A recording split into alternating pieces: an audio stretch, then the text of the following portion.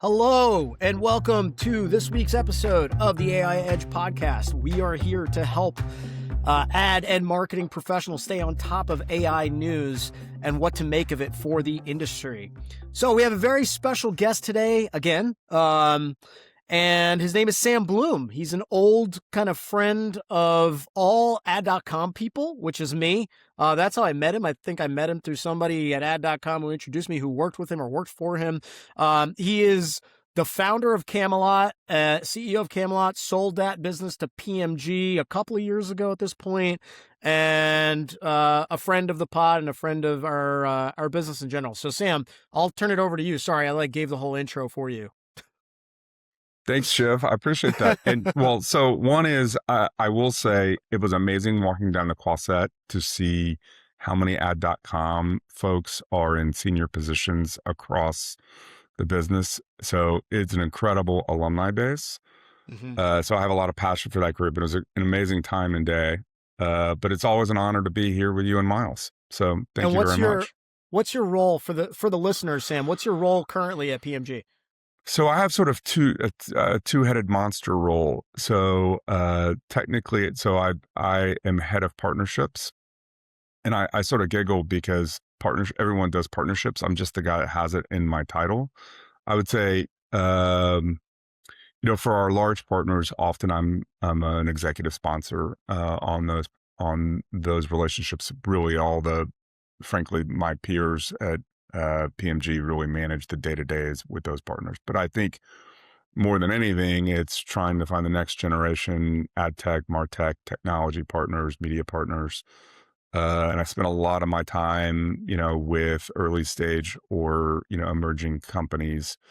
So that's one part of my job. The other part is, we look at companies for investments that are both in sector and out of sector. And that's a fairly newish role, but the two things sort of go hand in hand.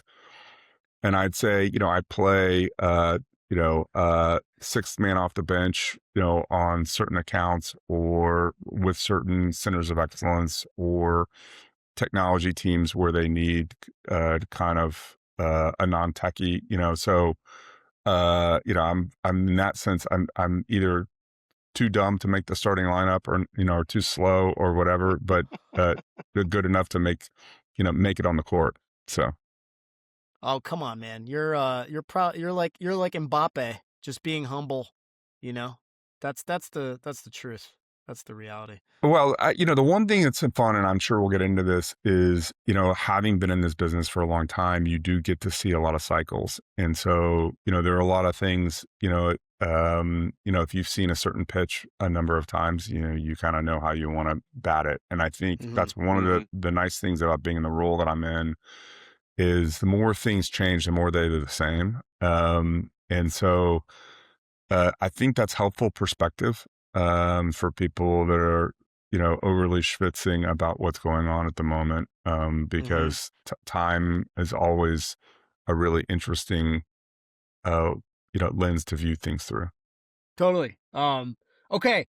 We also have Myles here. Hey, Myles. What's up? Hey.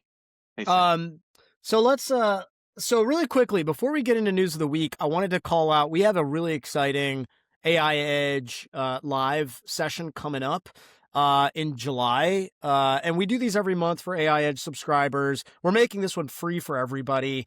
We're really going to be digging into all things AI visibility, GEO, and also just like how that ties now to ChatGPT ads, because they do tie very closely, right? It's about visibility in AI. And we're really excited about this session. We're especially excited because we have a special expert coming in to do some of the teaching. It's Brian Stempeck, former exec at the Trade Desk, part of the founding team at the Trade Desk, now is the CEO and founder of Evertune, which is one of the leading GEO platforms in our industry, and a member of the AI Literacy Alliance. So thrilled about that. We'll put it in the show notes, but please register for that. Come check it out. It's going to be a great learning experience with Brian. Honestly, I'm super excited to learn about it too. So just a little push there for everybody to join that. And with that, let's get into news of the week. So top news story that I wanted to hit on was the AI slopification of advertising. That's what I'm going to call it. Slopification. I don't know. I don't think that's the technical term, but that's what I'm going to use. So I like it. basically there was like, yeah, slopification. Can we like make that a thing? I like that. Yeah. So there was three stories that came out that kind of coalesced around this theme. Story number one was, the ANA and along with some of its partners, regularly is taking a look at MFA, which is made for advertising inventory in our space. And like, is it going up? Is it going down? Is the scourge getting worse? Is it getting better? And I think they did a ton of work several years ago to make things better and make some of that like crappy ad inventory go away. And it was working. It was going down for a few years in a row. But in the most recent report, it's back on the upswing, and AI is a lot to blame for that. So that was the first story that came out. The second story that came out was Reddit apparently has created an AI tool to flag AI generated content and posts on the Reddit platform. And apparently they deleted over 25,000 spammy AI generated posts in the first quarter of this year. And Shiv, spam, that's probably like a whopping yeah. 0.0003% of all Reddit posts. I thought that. I thought that when I was writing my notes, and I was like, I'll just skim over that. But you brought it up, No, no, so no. Let's you're just probably right. say it. Let's just say it. No, that's a good point. But Reddit also put out a stat that said spammy posts are down 20% Oh, year over year nice. on the platform. So there's a percentage there as well. On a low base, according to Myles. Right. Okay, and then Google. There's a story out of Google that apparently they took down 50,000 AI slop networks from their kind of ecosystem of inventory. There's some more stats in there that were buried, but all of this kind of coalesces again around this idea of like slopification of content, ad inventory, etc. And there's obviously different angles here. Sam, let's start with you. Obviously, like AI, there's always grift, right? The industry always has grift and fraud. And AI obviously is the newest tool to propagate grift because it makes grifting easier and less detectable and all of the above, right? So would love your quick take, like, are you seeing this? Are you tracking it? What are your teams maybe doing about it, if anything, yet? Let's just get the quick high level take, and then we can dig in from there. So, I mean, look, I don't think this is a new problem. I do think AI exacerbates what we've already known. So I think that's the first piece. So I don't think this is new. I think, historically at Camelot, and I believe, we at PMG have a similar sort of philosophy is, we always call it student body left, student body right, meaning, if you do too many exotic things, you lose a lot of control in your campaigns. And so I think that's the first piece is doing some basic things really well and going deep with partners and leveraging all the tools and all the settings and all the things you can do. And so, I always had an 80-20 rule. So if I could get, 80% of the reach from 20% of the partners, why wouldn't you do that? So I think we do apply that rule. Look, I think when you start talking about walled gardens, obviously, probably the biggest challenge you have there is there's not a lot of control mechanisms you have in those places. And even some of the visibility they've given, ad partners, I would say, they're placating people, but I think generally there is more of a placebo effect than anything else. So I think, now that being said, it's interesting. We've done a lot of really fine work with companies like Mobian, for example, where in YouTube, for example, we'll use Mobian's tech to identify content that's highly contextually relevant for the advertiser, that removes the AI slop, and effectively builds a whitelist, if you will, for the advertiser. And I'd say for the most part, it works really well. There's some advertisers that are just have massive scale. And so scaling is always a question when you kind of go do that kind of whitelist approach. I'd say, in CTV, what's really interesting in CTV in my mind is, I always worry about fast channel 539. I mean, more than I worry about, say, Netflix. And again, this comes back to kind of, tiering your inventory and understanding, making sure that the price and the risk are sort of together. Mhm. So I think that's a second piece. I'd say the third piece is, we do use tools like Jounce. We do leverage, certainly some of the standard tools like DV and IAS. Again, I don't think it's one thing. I think I'd say generally I'm pretty, I've been pretty negative on pre-bid kinds of things as a whole. I don't think they're particularly effective. So I think this comes back to how you plan media. And so one of the things I'd sort of say to you philosophically, the thing that I think will come back in our business is the human voice. So when you start thinking about the human voice, certainly places like Reddit matter, but think more New York Times, think places where there's journalism taking place and there's a subscriber and a login. And that was always our rule at Camelot was Mhm. logged in always first. Mhm. Now, does logged in guarantee you're not going to see AI slop? No. The second piece of this, I think, is I wish we had more controls where we could basically suppress domains or content that was less than a year old or less than 2 years old. I wish you could target people that, essentially, for example, on Google properties that are engaged are 3 and more Google properties and have a certain higher level of engagement. So there are some techniques that could be deployed that I would say we don't necessarily have those tools at our fingertips. And so in absence of that, it's doing basic things, doing them very well, going deep with those partners, and just trying to keep yourself out of doing dumb shit. And, Yeah. dumb shit to me is just highly exotic. Now, you do that, are you going to be not exposed to either MFA or AI slot? The answer is no. But I do think you have less risk. And I think that's the goal on some of these things is picking your partners very wisely, making sure you're clear about, I always used to, in all of our situations, we take screenshots of all the settings. We know what's being set up. We have all those kinds of processes in place so that people do the right thing.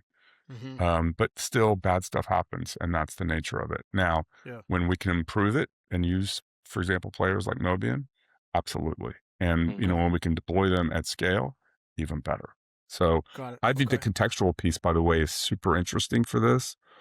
I think it will be a incredible technique, and I think you'll see more work around embeddings and other things that will also get us there.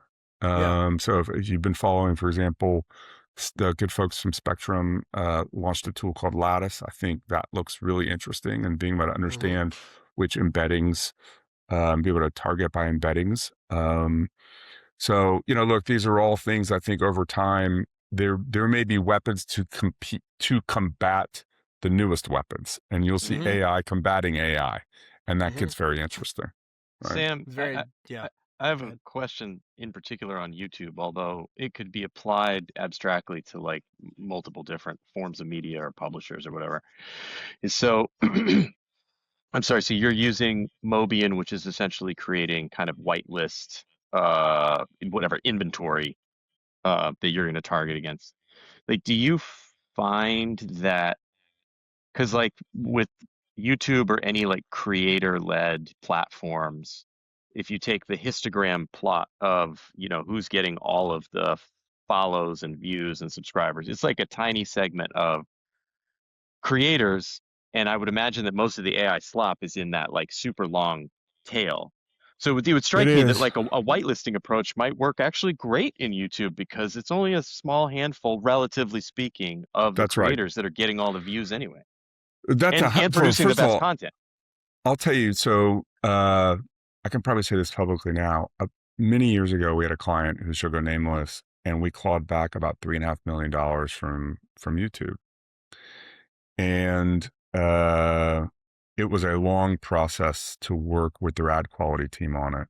And what was interesting for me was uh, we had somebody on our team who's an ex-ad.com employee, Greg Pate, who may be one of the better operators on the planet.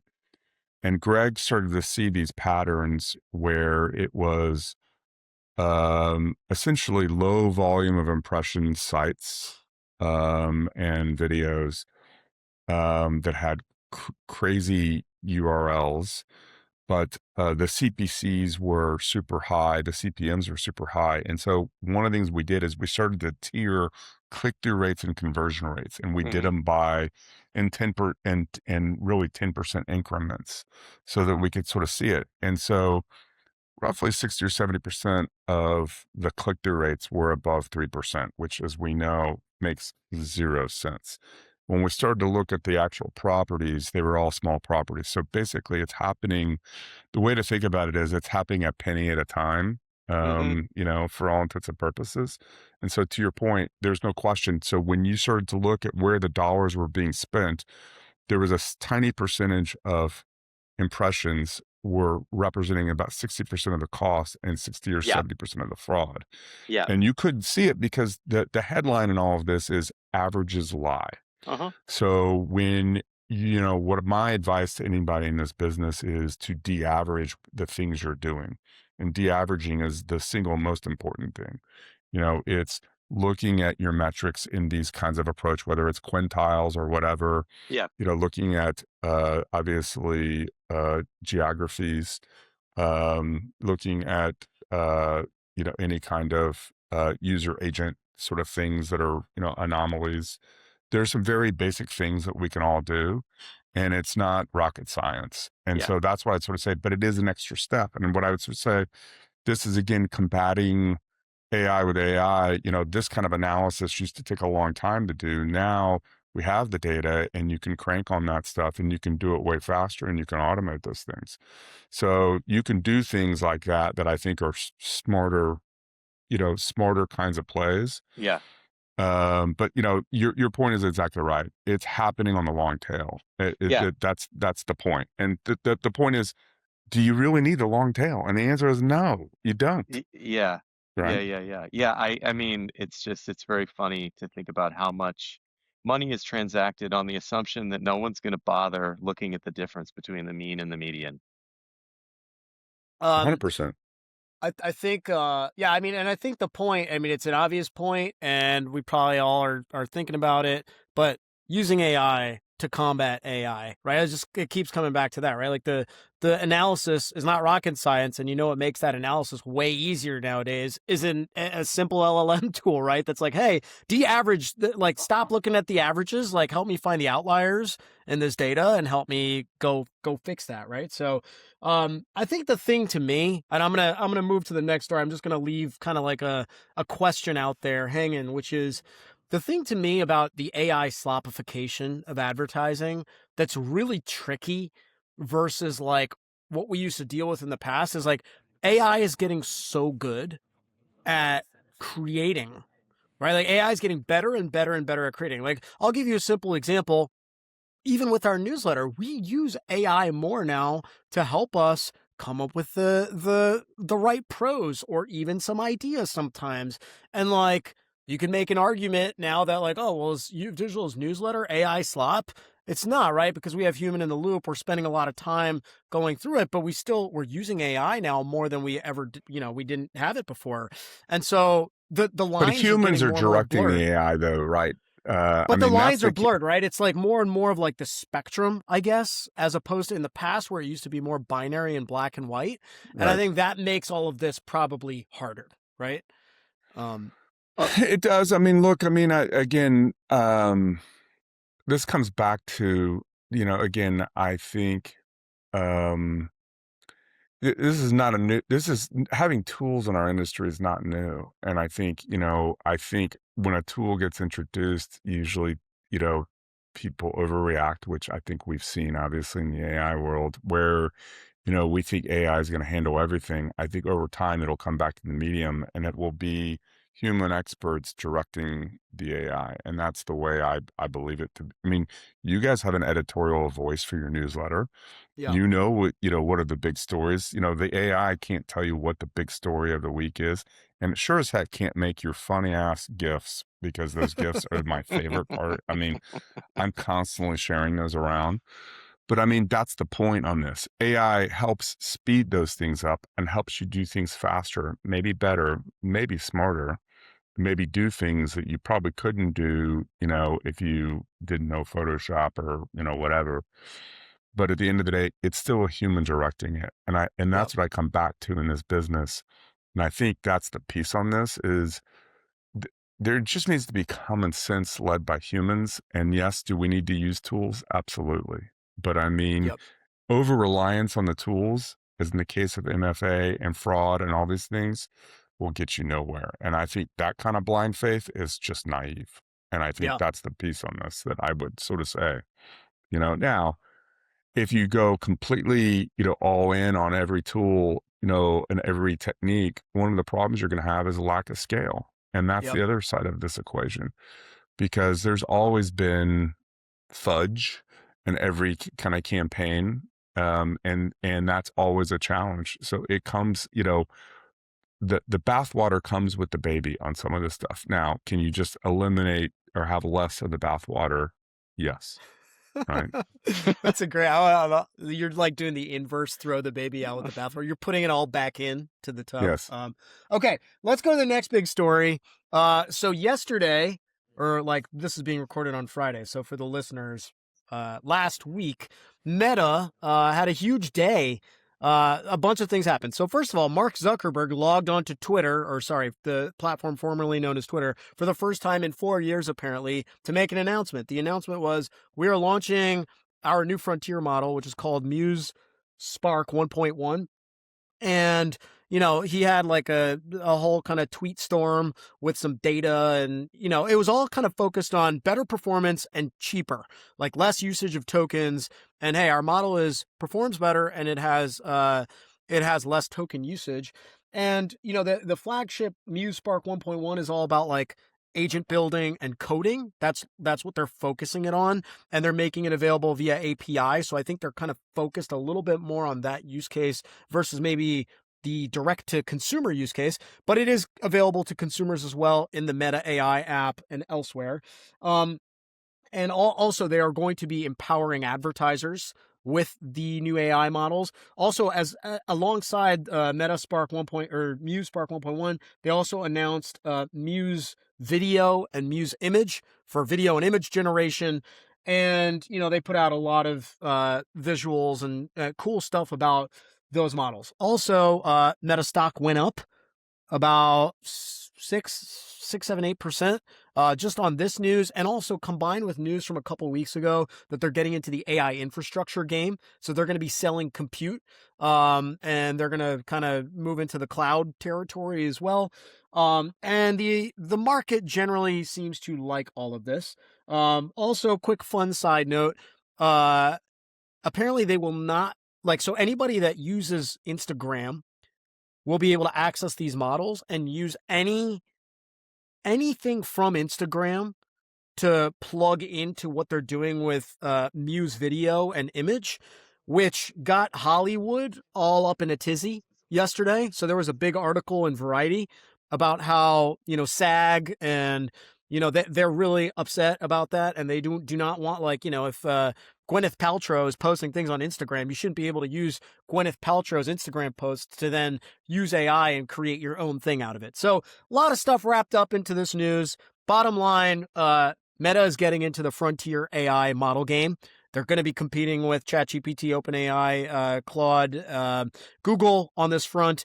There's some data out there already put out by third parties saying like they're bullish that Meta can fly ahead of some of those guys in the next 6 to 8 months based on the data that they're seeing early. But all of it's very interesting, right? Like, I didn't see this coming a few months ago or 6 months ago. I didn't know like this is where Meta would take it. Obviously, everybody was worried about all their CapEx with AI, and now they're like, oh, phew, okay, the CapEx is actually doing something that we understand. I don't know if that's actually a good thing or a bad thing, but I would love your takes on this. So, Myles, let's start with you on this one. Any reactions? Like, speaking of the well, it's kind of to the comment you just made. And so whatever there was a pop in Meta stock. I haven't checked the stock price. I'll take your word for it. There's a pop in the stock. I just find it funny that, like, I don't I'm not a stock market expert, but I'm just like, aren't you pricing in that each of these platforms is going to release like more cool stuff? Is this really come as such a shock Like, had everybody truly written off Mark Zuckerberg and Meta? Anyway, I so there was a credit to our own newsletter. There was an image towards the top of that newsletter, Shiv, that had a person riding a bike like through a park, and there was it included the prompt that generated that image in Yeah, yeah. whatever Muse image or Image Spark or Yep. whatever it's called. And I really liked the way that that prompt was illustrated. It was part text of make me an image with, and then instead of using a word, you paste an image there, Yeah. plus this person, and then you paste an image, or you paste a video, or you paste some other piece of, whatever in technical parlance, unstructured data. And I was like, wow, that's really creative. And I I think we're starting to see, and maybe Meta will end up taking the lead for a little while, who knows, of breathing some life into AI, taking it out of this like very one-dimensional chat-based interface and turning it into an actual creative canvas, and also something that can be experienced collectively. And so I see and I was also reading up this morning on a couple, like they've also introduced all these AI tools into Instagram, where if you're an Instagram creator, you can start to weave in all of these AI tools, and it looks like they're shaping up to build sort of templates for people to use AI as a creative canvas. And I'm kind of what it reminds me of was TikTok, and the way that TikTok was very, very effective in setting up this sort of templated environment to create these very entertaining video vignettes that took the world by storm. Like TikTok exploded in The popularity. symphony was, yeah, very Yeah, impressive. yeah, and so it looks to me like Meta is doing that, where they're making it into something that can be a shared experience, something that's more of a creative canvas. It's not purely text, chat-based, one-dimensional. There's some entertainment value to it, and it's not unsurprising. This is why I was making the remark about the stock price. It's unsurprising to me that they are doing this. It's just good to see that it's finally happening, because I've been waiting for a few years now of like, okay, I know chat is not the thing. That ain't the thing. And so who's going to start to breathe a little bit more life into this? And so I thought this really made that a lot more tangible. What do you think, Sam? I think that's exactly right. Well, look, I go back to when Mark told us, hey, just give us your money and tell us your objective and we'll do the rest. And I think he's now fulfilling, obviously, on some of that promise. And I think the thing that makes Meta so interesting is they have just so many engaged advertisers and so many engaged users, um, which is the one thing that, Sora lacked. I mean, that capability without truly having a network, Yeah. it was a novelty in the beginning. It wasn't that over time it became just uninteresting. And so I think where this gets interesting to me is, I mean, I don't think there's anybody better at putting in, doing things at scale other than maybe Google, obviously, that's as, equally as good. And when they do things, they do it at scale. And I think it's a really interesting point, Myles. I think the big thing, we tend to think about AI as this separate thing, but it's everything all at once, essentially. It's embedded in all the things you already do, and it makes the things that you do better. So if you think about it from the advertiser perspective, having these models right in there and being able to have it right in your workflows, being able to do things, it will encourage more experimentation with it and more usage. And then on the end user side, for all of us, it'll hopefully this may be, the new world Giphy, right? It allows us to do some Yeah. funny shit in those networks and those places, and you can do funny responses and funny things, and and it'll feel more like a native experience than a separate thing that you go to go do and then come back to it. It'll just be right there. Hmm. So all this makes complete sense to me. And then the other thing is that, look, I mean, they obviously have scaled infrastructure. It makes a lot of sense for them to be in this business. Now, building a true B2B cloud business is look, there's some big competitors there, and that world is arming up. Now, that being said, I really don't think Meta's late, because I think we're still in the early innings of all this stuff. So Yeah, I I kind of agree. observe this, and I think it's taking them a while to get the team they like and the approach that they want. I think that's for certain. Yep. They may have, had a couple of attempts that, they weren't happy with, and so they didn't release things. Yeah. But they have every right to be here, and Mark told us so. I mean, Yeah. he told us what they were going to do, you know? I mean, I think it'd be I guess it wouldn't be wild, but like now I'm starting to think about a world like 1 year from now. Right now, we just live in this world where it's like, okay, I use Claude for a lot of stuff. I use Gemini once in a while. Maybe I'll go to ChatGPT for like some personal stuff. And like those are the things. I mean, it'd be pretty crazy if like a year from now, a couple of those fall off, or it's just a meta's in the mix. I'm like using meta's AI. Like I'm not doing that right now. But That's just it's a embedding weird these concept. applications right in the console where you do the work, and Hmm. if they don't charge you for the tokens and it's just part of the product, Yeah. that gets pretty interesting, and Totally.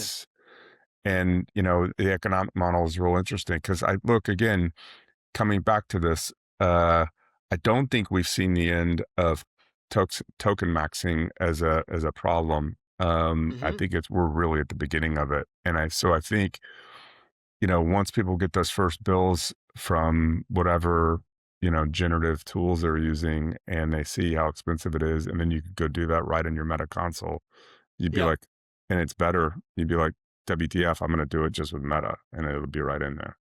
Well, I do find it You know? fascinating that all of the promotion yesterday, like from Mark personally, from Alexander Wang, who's like their head of the superintelligence labs, like it's all about cost. Like literally, and Mark had It this is. quote.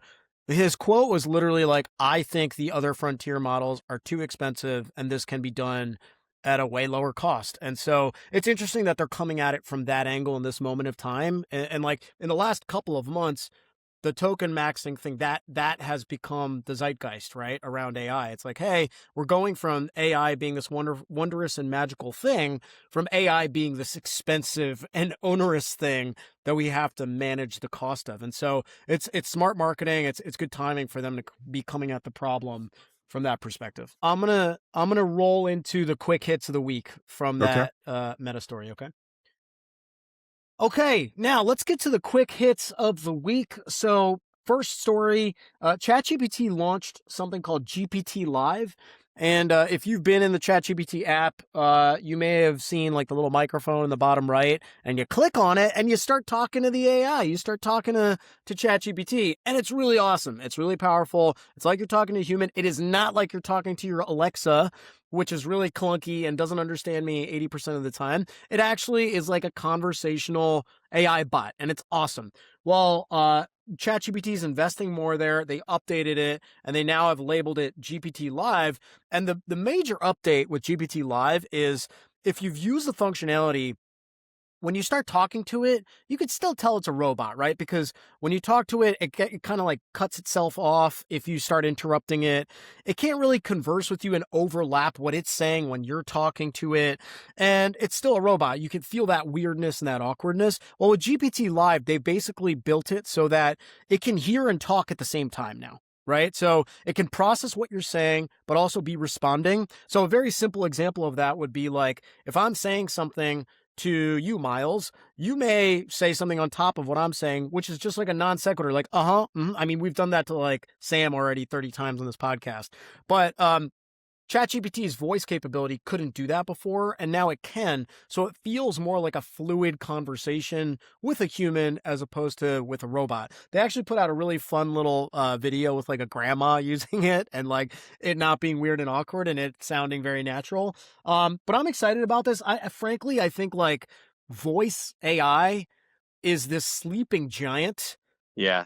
that has so many different um, possibilities that we are not even scratching the surface of. Like, it's crazy to me that a lot of people that use AI don't even touch the voice feature. It is so powerful. I think for marketing, it has so many different possibilities and implications. So, I thought this was pretty cool I, I that they're just investing more. I'm just imagining a future where your AI is like your tuned out spouse, just going, uh-huh, yeah, yeah, that's great. Sounds great. Sounds great. Well, Maybe a so little more tuned in, though. Yeah, A little more yeah, tuned in. maybe. so it's interesting. So one of the things you guys have seen probably is in the Valley, a lot of programmers have been using tools like Whisper Flow and those kinds of tools for vibe coding. And if you haven't done that, it's pretty wild. um, and it feels way more native to go do those kinds of things. And it's interesting when you interact with a system like that, you might say things differently than you would write things. In my opinion, that's been my experience Totally. with it. And so I've had a good experience in doing that. So this makes complete sense to me. And I look, I mean, I think again, in the spirit of like, we're seeing history repeat itself. I mean, that's what we hoped with Siri. That's what we hoped with Yep. Alexa. That's what we hoped with these things. These tools are getting better. It Yeah. makes a lot of sense for OpenAI to do this. Um, and I think it makes it more natural to ask questions and to engage with a platform this way. Yeah. I just don't know. Again, going back to your premise on Myles, I think you talked about prompting. Uh, I don't know what percent of our usage of AI is going to be prompting in the future, Yeah. but if OpenAI can potentially, I mean, today we know what who owns the search box. No one talks about the voice box. Nobody really owns that today. Yeah. So is there an opportunity for somebody to own that? It's very interesting to me, That right? As is a modality. That's super interesting, Sam. Like I'm thinking about the whatever 20, 30 years of reading about PDAs, personal digital assistants. Those were supposed to be in our pockets for like all throughout the 80s and the 90s and into the 2000s. And then finally, I mean, you had Blackberries for a couple of years. And then finally, Steve Jobs Apple invents the iPhone. And we're like, oh, this is it. And the floodgates were just suddenly opened, but it was a concept that had been around for a very long time and had been tried. And it was the Apple Newton. I mean, it just lots of embarrassing kind of failures. And you just kind of linked up this relatively simple, maybe change with voice AI, which is that it can just ambiently respond to you without this robotic kind of ping pong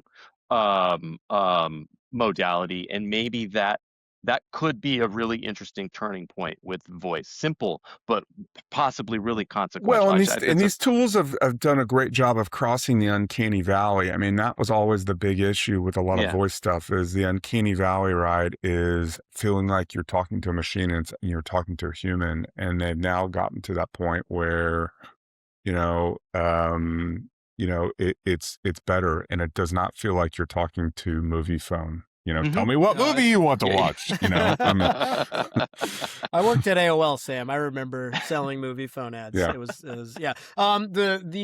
Yeah, it's like seriously, if you pull up ChatGPT and you start talking to it, especially now with this new GPT Live thing, it literally feels like 10 years in the future. It's so good already. And like I think the voice box thing is really interesting, Sam.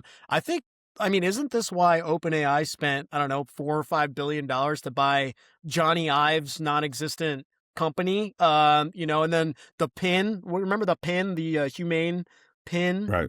Like everyone's trying right now because the technologies are. I think the biggest gap right now is the consumer behavior is not like the consumers don't understand. It can't grok that this is here and this is powerful. I think that's like the big chasm right now. And obviously it's the form factor and all that needs to be nailed as well, Okay, but can I it's ask you a coming. question? When you Yeah. go to a conference and you see a dude with one of those pins, do you run the other way? I'm I don't just I asking think I've for a seen friend. it. I think I've seen it like once. I think I've seen a guy one time with the pin, and I was, because it's not out there so much. I was more like, you're like an interesting creature. Like, tell me more about you, weird person. So I Well, did not go the other way. well, since we're in World Cup time period and I'm a massive soccer lover, I can't help but I've been looking at these referees, with the cameras and the other stuff, and it's really interesting, Yeah, and and we see how technology is assisting a job like that. It's like front and center, to Hmm. 3 billion people every day. And you kind of look totally. at that and you kind of go, is it that hard to believe that voice is going to, be part of applications and other things? And so the answer is no. I Yeah. mean, Yeah. Hmm. and if you haven't used Whisper Flow, try it on sort of your everyday activities, everything from writing emails to whatever, because it's really interesting. It doesn't just transcribe you, it takes what you're saying puts a perfect sentence in there, complete sentence, grammatically correct. It's like Grammarly and, a transcription service all in one.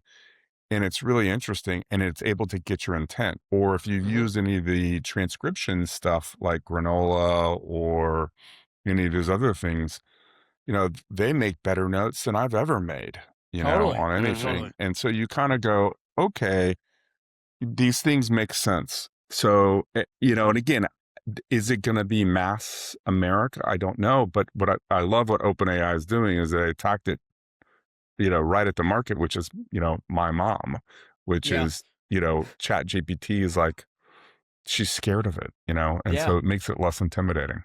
Totally. I really wish, rest in peace, Steve Jobs. I wish Steve Jobs was around right now. He'd figure it out. He's like, okay, you guys are all just He figuring out the he'd stupid straighten us stuff. out. Like, yeah, he'd be like, hey, this is the thing. This is how we're gonna get it to the masses. Because I do think it's like it has a chance to revolutionize, how we live and how we communicate and all of the above. So, okay, next quick hit. That was not a quick hit. That was a long hit.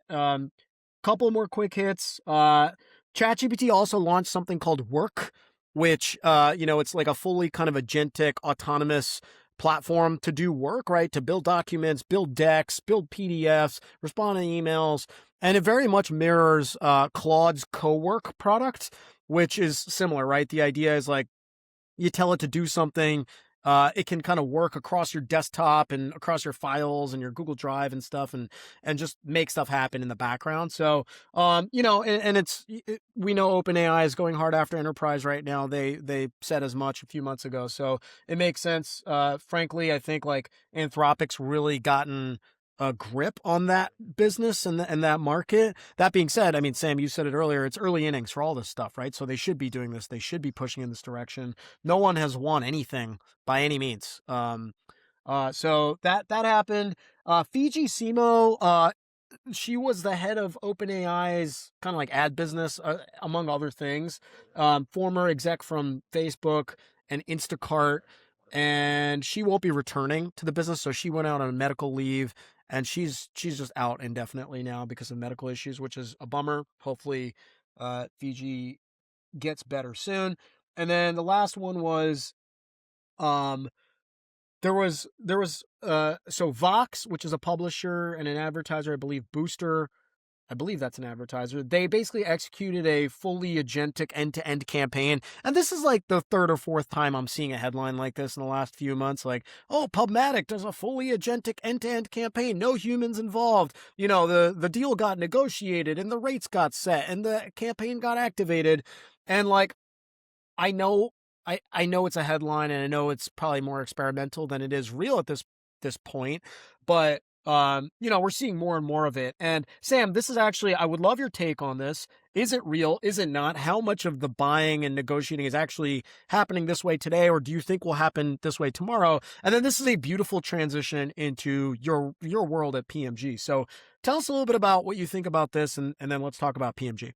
Look, I think we'll have agent orchestration for buying answers? Yeah, absolutely. And I think this is an example of something that's probably just taking advantage of the AdCP protocol, and someone just sort of built an end-to-end thing. And Yeah. I'm kind of, look, I mean, I don't want to, I don't want to knock it, because I think this is, I applaud this, but I also don't think it's like one giant step for mankind either. And I think, look, I think the bigger issue is going to be being able to build, we work with enterprise advertisers, and there's so much complexity with enterprise advertisers.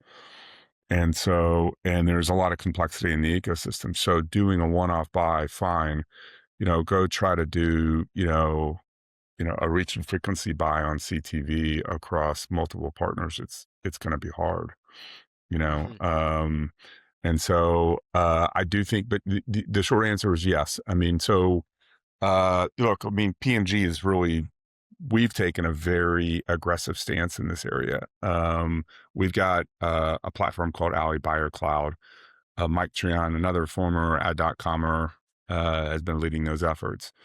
And so we've got, Magnite inventory, Freewheel inventory, Amazon. as well as Yahoo and some others. And one of the things he's done is he's done deal orchestration across all, audience orchestration across all. Is it fully automated? No, but I think the way I think about it is it's more like Tony Stark. It's the man or the woman in the suit, and they've got some weapons, and they can go do things way faster across a Hmm. lot of platforms, and activate known deals. So, I mean, for our partners, it's a good thing because it's not just a bunch of unused deals. Like we're, having some discipline in terms of how we set these things up, curating obviously audiences and doing other things. But I mean, is it fully agentic? No, not yet. But I mean, but I think that's the challenge of some of these things is I don't want a CTV campaign without Trion involved or our Hmm. team involved, quite Yeah. frankly. We need Right. that, right? So Yep. I Yep. want to put the tools in their hands. But from a broader perspective, Shiv. So PMG, we think of ourselves as a technology company, and there's really kind of three things that we're sort of focused on, you know, uh, over the coming days. And one is certainly marketing orchestration. How do we deliver, media creation and execution enabled by technology? That's a big piece. The second piece, and this is going to be important as more and more the media execution gets automated, we're moving upstream to business strategy and transformation, and more clients are wondering, how do I apply these tools to my business? And then ultimately, agentic enablement, and being able to help organizations, do things at the speed of business and at the speed of culture, and being able to leverage these tools to go do those things. So for us, I mean, there are many folks there are many, agencies or whatever you want to call them today. They focus essentially, I think of them as media resellers. That's not the business we're in. We're really in a different business for our clients. And for many of our clients, it's about aligning how they go to market with, their product and service. And, we work with a clothing manufacturer that makes a lot of shoes, and sometimes their allocation of a certain kind of shoe doesn't make sense based on what we're seeing in the marketplace. How can we provide that feedback so they can do smarter manufacturing and more targeted products towards, and more personalization and customization? So we think about our role in this in a bigger way, not in a small way. So Got it. Sam, we could go in a lot of different directions. One question I have for you is like, you work with a lot of different advertisers, right? And to me, it's fascinating. Like when we've talked to advertisers, we train some of their teams, and it's just such a crazy wide spectrum of fluency and adoption of AI. And so I'm interested to hear like your perspective as kind of, you're trying to lead them probably in a lot of situations to that promised land. So like what are you seeing in terms of that spectrum of knowledge and adoption? Where are you having to like drag clients kicking and screaming up the hill versus like, okay, clients are in and they're excited and they're ready to do it? I'm just curious to hear about your experience actually dealing with the brands themselves. it's actually interesting. So I think we, generally speaking, are leading our clients into this. There's only a couple of exceptions to that. But, one of the things is, so we've rolled out our own IDE internally. Hmm. And I think this is interesting because it enables us. One is obviously for the just sort of managing tokens and managing consumption, and we have a pretty good handle on those things. And I think from a business practice, it's smart. And a lot of the clients we're dealing with do not understand this. They don't understand memory. They don't understand skills. They don't understand how you harness some of the code. So this is a really important point, and it's as fundamental to anything.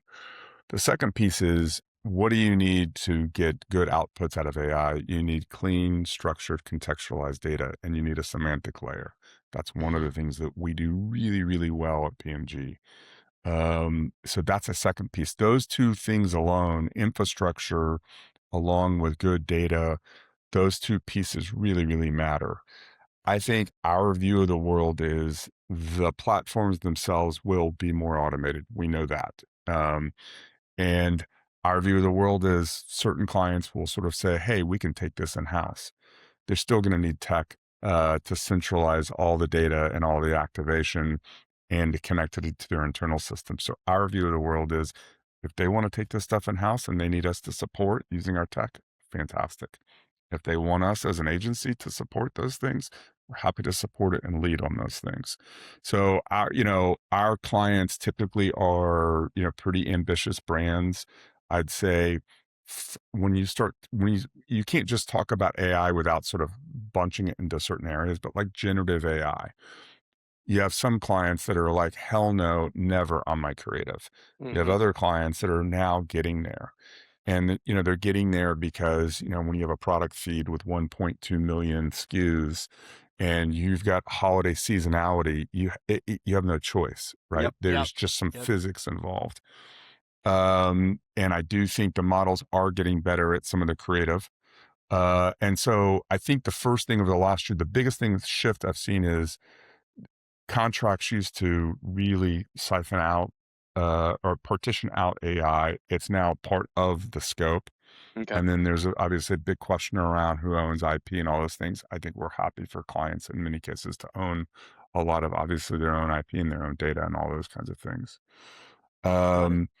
I think I would just sort of say, it's funny. I'd worked for Mark Cuban, and Mark always said, there's a continuum of users, and some people are on the high end, and some people are laggards. I mean, we've got that across our client base. Okay. So, but we're trying to help everybody with enablement. I would say some folks are really think of us as kind of their R&D, whereas other folks were really connecting into their systems and their platforms and Okay. operating in kind of their world. And we designed our platforms to be able to do that. Got So it.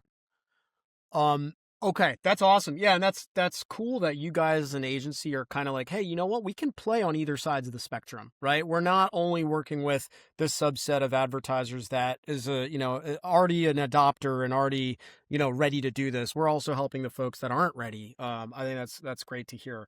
My last question for you, Sam, and then we can wrap this up. So you're the head of partnerships now at PMG, and it's really fascinating to me from the outside looking in right now at all of the announcements, the partnership announcements, the product launches coming out of the agency space in particular around AI, right? So it's like, oh, well, WPP launches this thing and, or they buy this company or Publicis buys this company or they're building this thing or they're doing this partnership with OpenAI. And so I'm really fascinated to hear, like, I think the agencies, obviously, there's been a lot of spilled ink around like, well, what is AI going to do to the agency business?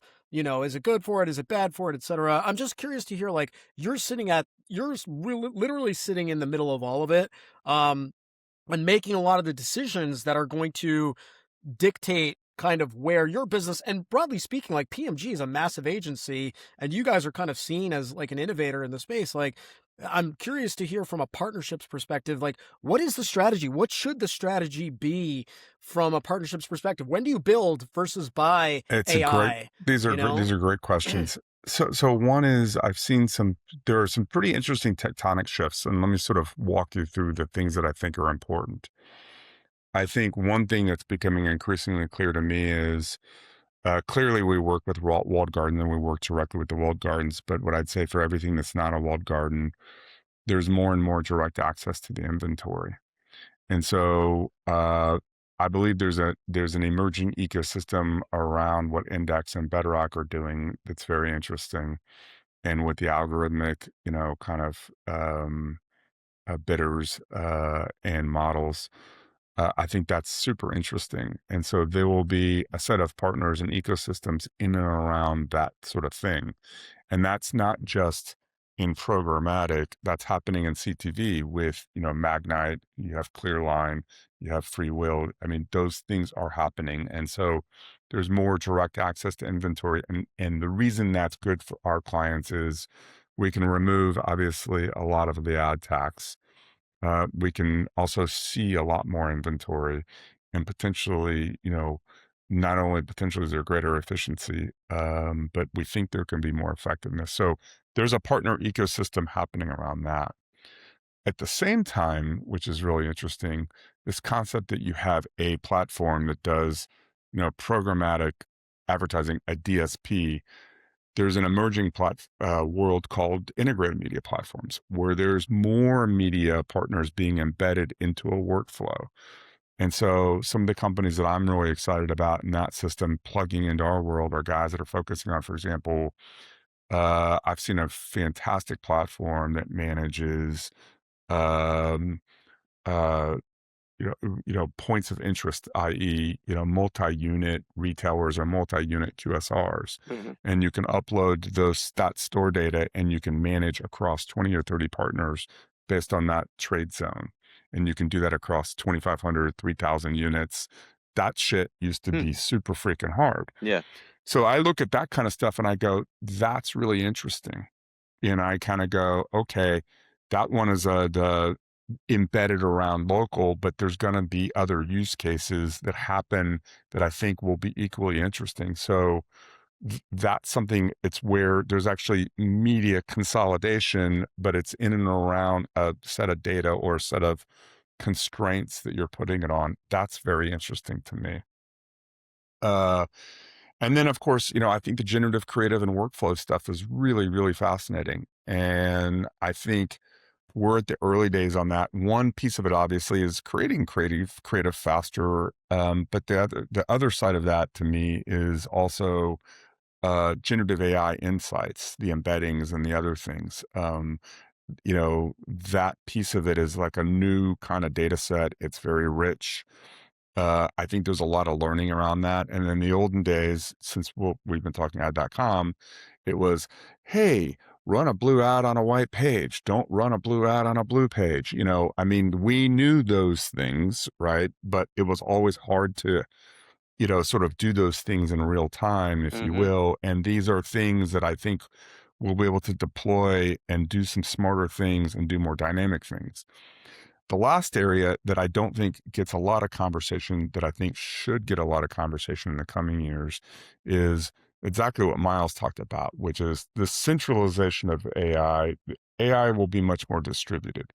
So when you think about the web today, most websites are not AI-ified to a large extent, right? So uh, when you think about the most powerful equation and particularly in performance advertising, some of the areas we focus on, it's actually the conversion funnel that happens on the client's website or and on the publisher website. I'm imagining a web that's way smarter, that's way more proactive. It Yeah. anticipates more. It builds more customized and personalized experiences, and it helps lead to greater conversion rates because it's able to assemble the right content or the right messaging and those kinds of things. It's the experiences that we're giving consumers. So AI is not going to be just a place you go prompt something. It's actually going to be the underlying pages and the experiences that are being built. And I think we're at the very, very early days of that. And that may happen inside of ad units. You see companies like Firsthand that I absolutely adore, doing really interesting stuff. And today it's in a IAB unit, and you're like, so what? But you have to sort of understand, if the ad unit can talk to the landing page, Yeah. what's the implication of that?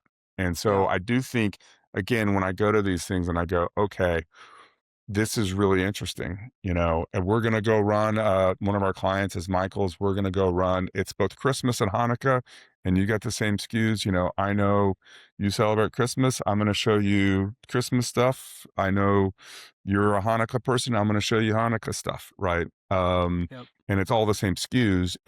But I mean, this is what I envision that a smarter web and a more AI infused web will do. And I think that will come back into practice. We used to talk about landing pages all the time, but who talks Yeah. about them now? Right. So Yeah. Sam, anyway, Cool. Sam, does PMG get involved in your clients' like site side or app experience, and to what extent? yes, we do. I would say we don't fully develop either, but I think we are heavily involved in the orchestration of those things Yep. with clients. And so whether it's on their tech or we're bringing third-party tech to the table, we'll do that. But I think but and again, this comes back to kind of like where the intelligence layer sits. And I think clients are going to want the intelligence layer inside of their four walls. And I totally Hmm. get it. but our job is going to be help infusing that with things that we see elsewhere, right? Yep. And so that's where this all gets really interesting, right? And again, we're early days, and Yeah. that's why I kind of love about this, but it's some of the same things we've seen before. It's, which is, where I think it's relevant to you guys is how many times do you guys have someone on this podcast that's a second time entrepreneur or third time entrepreneur or fourth time entrepreneur, and they're literally redoing the same thing that they did before, just better, with less tech debt, with fewer engineers, and they're doing the same thing. And that's sort of my point. This business is like a giant Star Wars trilogy, where it's, Luke Skywalker this week, Darth Vader this week, then it's back to Luke. And, like every action has an equal and opposite reaction. And so this business sort of flows that way. So Yeah. yeah. That's a great place to wrap. Sam, this is awesome. What's your World Cup prediction? But what two teams are we going to, France? France, I like France, England in the final. I'm going to France, Spain on Tuesday. Whoa! Yes, so that'll be crazy. Hopefully, it'll be awesome. Assuming Spain wins today, like we need Spain to win today. That's not a given. So yeah, I'm gonna go watch after we. But what about you guys? Do you guys have a bet? No, I'm just I'm like enjoying it with my kids. Like, I'm not a huge soccer guy, but we're getting really into it, and the kids are getting really into it, so it's a lot of fun. And of course, you're gonna pick France. I called you Mbappe earlier, so yes. Well, look, I think the crowd favorite is Norway, and I think everyone would love to see a Norway win. They look like they're having fun, and they have like they got that guy. They got that guy, and they're just like they're playing, with complete reckless abandon, and I think that that's unbelievable.